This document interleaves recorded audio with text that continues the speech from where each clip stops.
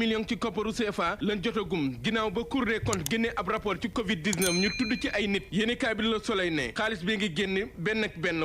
xobet maanaam daal ñu guuxoon ña ngay gàqi yéenekaay bi di L'Observateur Libération ak Source A di ñu wax ci gaay yi ñu woowoon ñii téye nañ leen ñii bàyyi nañ leen ñii remboursé nañ maanaam am na lu dugal ci xaalis yéenekaay bi di Libération ak L'Observateur ba ci Source A ne Tandian moom bàyyi nañ ko def ko sous contrôle judiciaire waaye bu dee ba am di xaalis bën ko jën jakaawee di waaye dugal na ñaari millions ngir mën a féex bu dee Mamadou Ngom Niang lu toll ci téeméer ak juróom fukki millions ci kopparu CFA Libération ne joxe na ko moom daaju ministre sport waaye takkal na kii di Matar Ba na lépp li mu doon def kii di Matar Ba mooy ki ko sant Aliou Sow di daaj ministre bi ñu dénkoon li jëm ci wàllu développement communautaire di Mansour Faye yéeni kaay bi di yor ne moom tamit ñi ngi koy topp ci ceewal ceeb bi nekkoon ci corona bi ñaari milliards ba lu jege ñetti milliards ci kopparu CFA ci wàllu surfacturation maanaam lañ waroon a bind dañu kaa yokk lépp ci luubal gars yi Serigne Saliou Gueye ne kii di Aliou Sow daaj bi moom ñi ngi koy topp ci wàllu yoon moo tax yéeni kaay bi di Sud Quotidien ne Covid-19 be corona bi ak ñi ngi ciy topp ñëpp tan sakkan loolu am na ñeneen ñoo xam ne dina leen topp beneen rapport génn na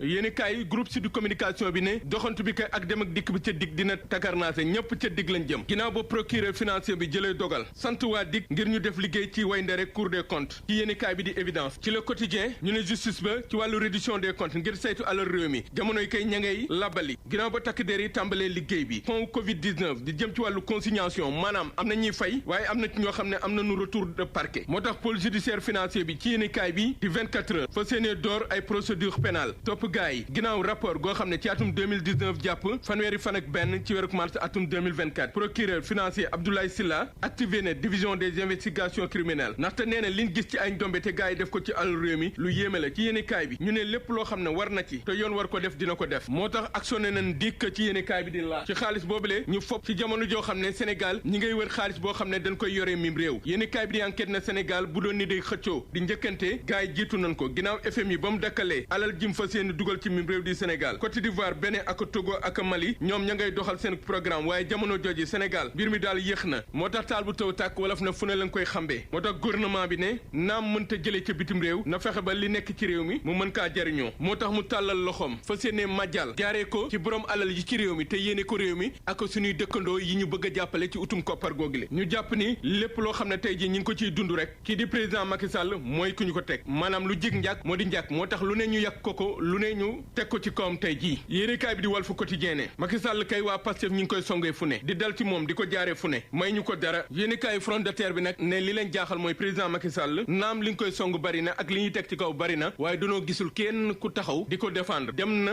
ba ci ñi bokkoon ak moom APR te bokkoon ak moom nguur te yaakaaroon ko démb tey ji danoo seetaan président Macky Sall laaj bi kay mooy Macky Sall mi ku ko tàgg mbaa doo tawte mangoog ñu ngi koy jaajëfal Omar Bun Khatab Gueye mi ñu doon faram-fàcceel xibaaru yéenekaay yi daañu leen ko. yàlla may xam-xam lool ci wàllum pajum cosaan bari na lu ma koy présenté ci sama chaîne YouTube bi daw leen ci moom seeti ko yàlla may na ko xam-xam lool de macha allah numéro téléphone baa ngi nii mu ngi nekk Kër Massar woo leen ko lu xeetoog ay cancer diabète hépatite B ak hémorroïde ak yeneen ak ay ñaan aussi yépp mën na leen ci dimbali ginnaaw yàlla numéro téléphone baa ngi noonu.